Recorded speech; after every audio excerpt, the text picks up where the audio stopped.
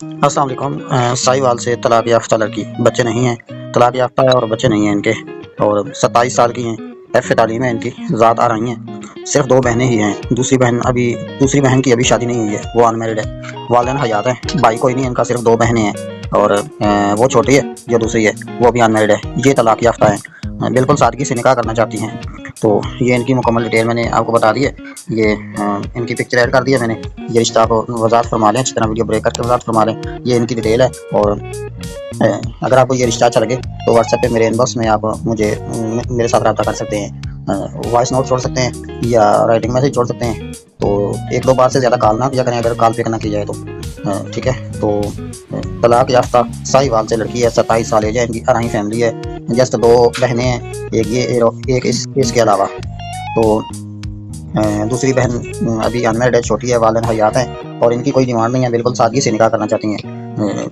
कहीं से भी रब्ता कर सकते हैं और दूसरी शादी वाले भी रब्ता कर सकते हैं। शुक्रिया, जज़ाकल्लाह।